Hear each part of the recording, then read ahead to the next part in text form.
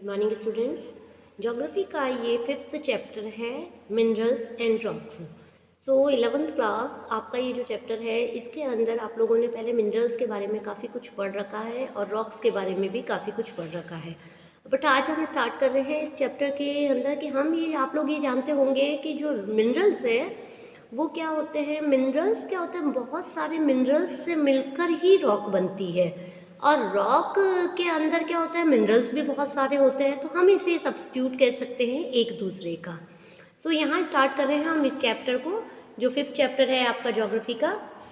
The earth is compose of various kind of element. और ये आपको पता है अर्थ के अंदर बहुत तरह के वेरियस तरह के एलिमेंट्स होते हैं। एलिमेंट्स मतलब कि सॉलिड भी होते हैं, लिक्विड भी होते हैं। सो ये हमारी आउटर लेयर पर भी मिलते हैं और इनर लेयर पर भी मिलते हैं। So solid form in the outer layer of the earth are hot and molten from in the interior. आपको पता है सॉलिड जो चीज़ें होती है वो अर्थ के ऊपरी पार्ट पर मिलती है, जिसे हम क्रस्ट के ऊपर कह सकते हैं। और जो अंदर की तरफ आपको मैंने पहले भी बताया है जब हमने इंटीरियर ऑफ द अर्थ पढ़ा था कि मॉल्टन मैग्मा वगैरह है वो इंटीरियर में रहता है।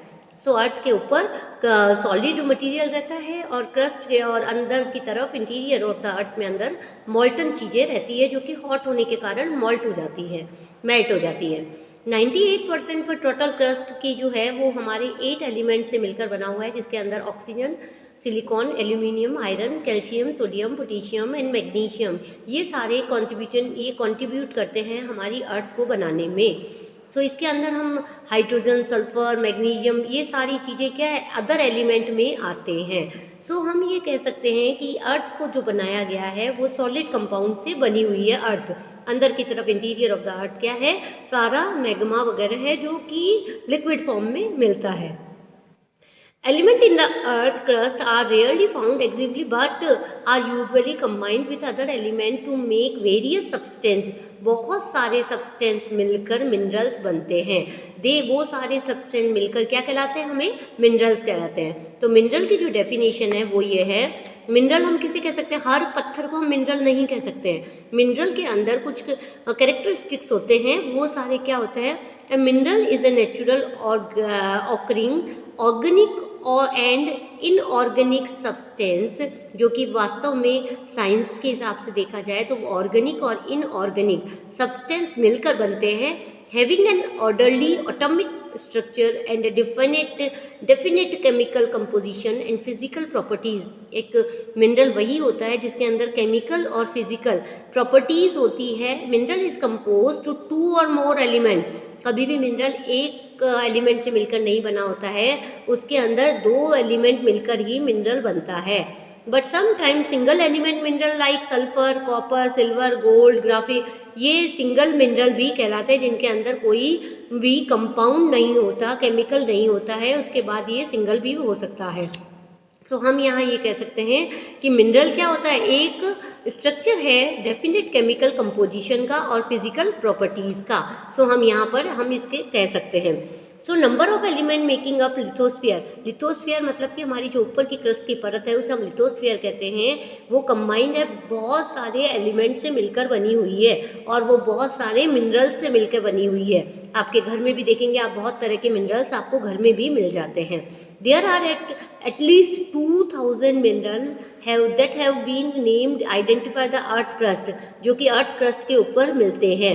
बट ऑलमोस्ट जो ओकरिंग होती है वो 6 मेजर मिनरल्स होते हैं।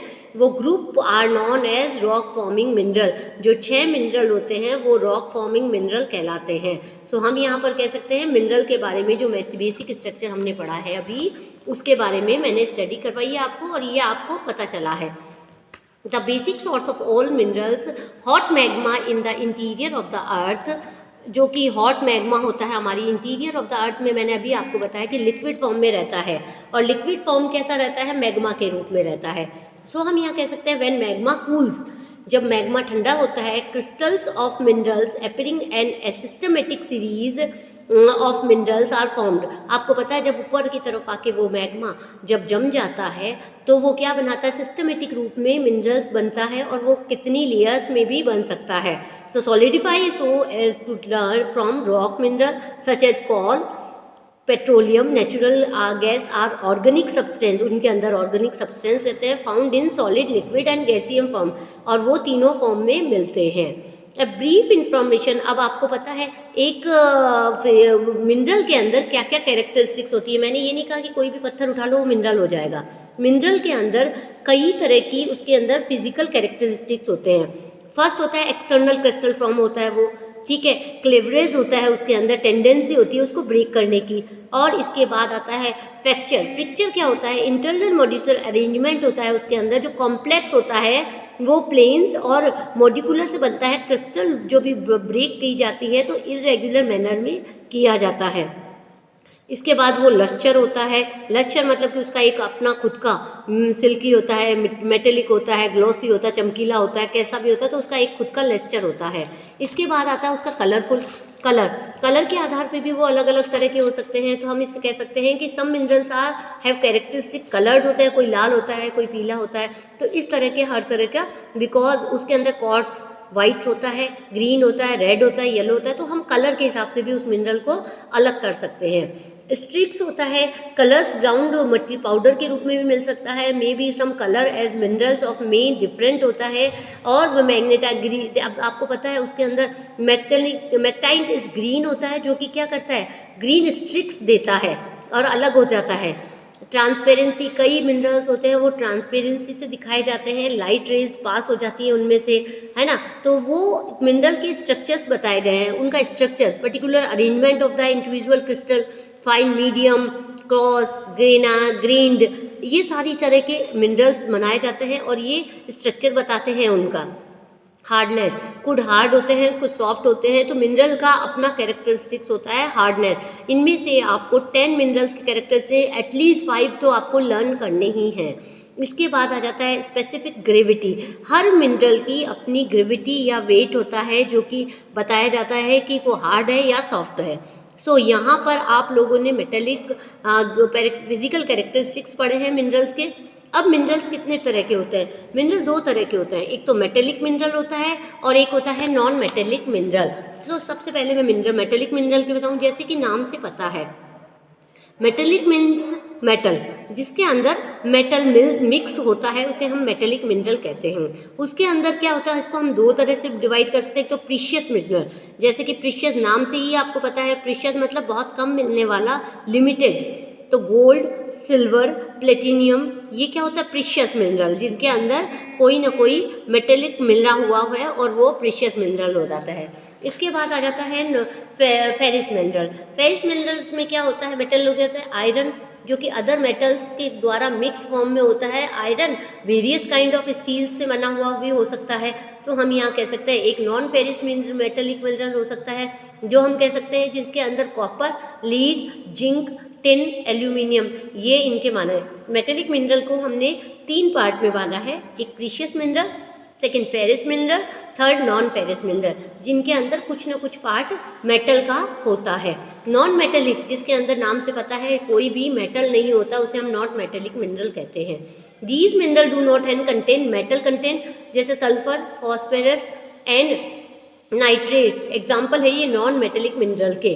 Cement is mixture of non metallic mineral, cement also है। अब आपको आता है, मैंने आज ये यहाँ तक पढ़ा है आपको। इसके बाद आ जाता है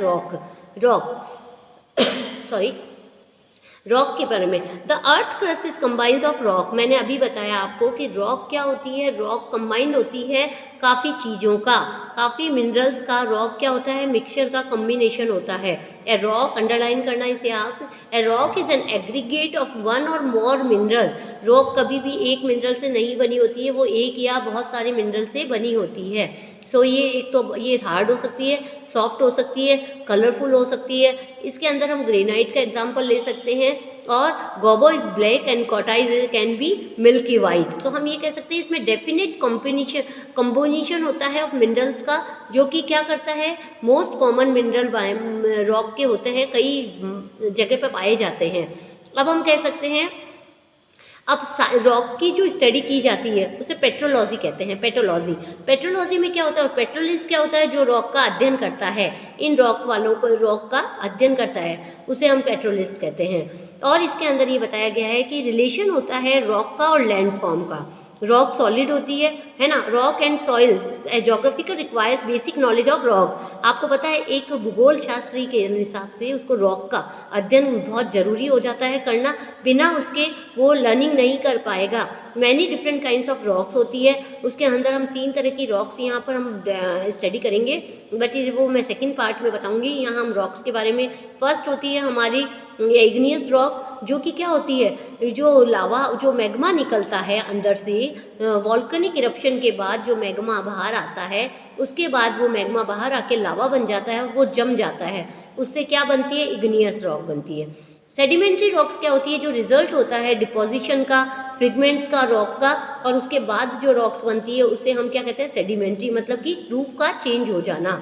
थर्ड आती है मेटामॉर्फिक रॉक। मेटामॉर्फिक रॉक जो होती है वो रॉक्स के अंडरस्टैंडिंग रिसेंटली सेलिटाइजेशन के बाद बनती है। सो इसके बाद मैं जो नेक्स्ट वीडियो आपको दे रही हूँ वो आएगा इग्नियस रॉक, सेडिमेंट्री रॉक्स और मेटामॉर्फिक रॉक के बारे में। सो स्टूडेंट्स, इस वीडियो को आप यहाँ तक देखें, इसके बाद मैं नेक्स्ट वीडियो आपको जल्दी ही अपलोड करती हूँ। Thank you.